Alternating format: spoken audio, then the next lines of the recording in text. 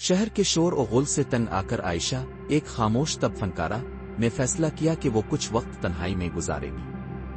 اسے ایک پرانا سنسان بنگلہ کرائے پر ملا جو شہر سے کچھ فاصلے پر واقع تھا۔ مقامی لوگوں نے اسے خبردار کیا تھا، کوئی یہاں 3 دن سے زیادہ نہیں ٹکتا، کچھ ہے وہاں۔ عائشہ نے باتوں پر دھیان نہیں دیا۔ وہ اپنے رنگوں اور کینوس کے ساتھ سکون کی تلاش میں نکلی تھی، نہ کہ خوف کے قصوں کی۔ بنگلے میں داخل ہوتے ہی ایک ٹھنڈی سنوٹا سا ہوا کا جھونکا اس کا استقبال کرتا ہے۔ لکڑی کی سیڑھیاں چرچراتی ہیں، دیواروں پر پرانی تصویریں دھندلا چکی ہیں۔ عائشہ اسے صفائی کے بعد ایک اسٹوڈیو بنانے کا سوچتی ہے۔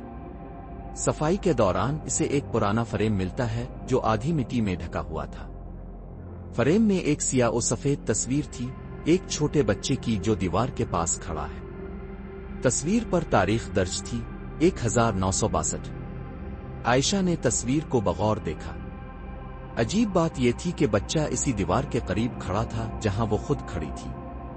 تصویر میں موجود زاویہ اور پس منظر بالکل اسی کمرے کا تھا، مگر کمرہ خالی تھا، صرف تصویر میں بچہ تھا۔ عائشہ نے تصویر کو اپنے کینوس کے قریب رکھ دیا اور پینٹنگ شروع کی۔ ہر رات وہ اپنے فن میں محو رہتی، لیکن اسے لگتا جیسے کوئی اسے دیکھ رہا ہو۔ کبھی ہوا میں سرسراہٹ، کبھی فرش پر ہلکی چاپ۔ ایک رات پینٹنگ کرتے ہوئے اس کی نظر اچانک تصویر پر پڑی۔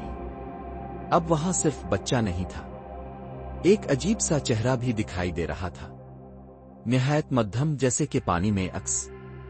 وہ چہرہ کسی عورت کا تھا، پھیکی آنکھیں، خالی نظر اور ہونٹوں پر زخم۔ اب ہر رات تصویر میں ایک نیا چہرہ شامل ہونے لگا، کبھی بوڑھا آدمی، کبھی نوجوان لڑکی۔ عائشہ نے تصویر کو پلٹ کر رکھ دیا، لیکن اگلی رات وہ تصویر پھر سیدھی پڑی تھی۔ اس بار تصویر میں ایک چہرہ اس کا اپنا تھا۔ وہ چونکی، خوف کی ایک لہر اس کے جسم میں دوڑ گئی۔ یہ کیسے ممکن ہے؟ وہ بڑبڑائی۔ کمرے میں اندھیرا تھا، صرف ایک لیمپ جل رہا تھا۔ باہر تیز بارش ہو رہی تھی، تصویر اب چمکنے لگی تھی۔ دیوار پر بچہ آہستہ آہستہ دھند کی صورت میں ابھرا، لیکن وہ عائشہ کے سامنے نہیں کھڑا تھا، بلکہ پیچھے دیوار کے ساتھ۔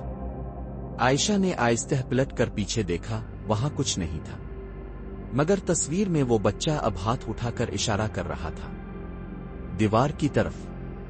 عائشہ نے دیوار کے قریب جا کر ہاتھ پھیرا۔ اچانک دیوار کی ایک پٹ کھل گئی، ایک تنگ اندھیرا کمرہ جس میں درجنوں پرانی تصویریں رکھی تھیں، اور ہر تصویر میں وہی بنگلہ اور مختلف لوگ۔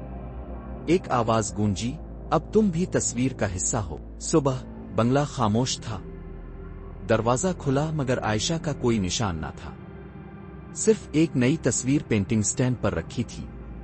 عائشہ دیوار کے قریب کھڑی تھی، آنکھوں میں خوف اور ہاتھ میں برش۔ بنگلہ آج بھی ویسا ہی ہے، بند، خاموش، اور تصویر کے اندر کہانیاں سنبھالے ہوئے۔ جو بھی وہاں جاتا ہے آخرکار تصویر کا سایہ بن جاتا ہے۔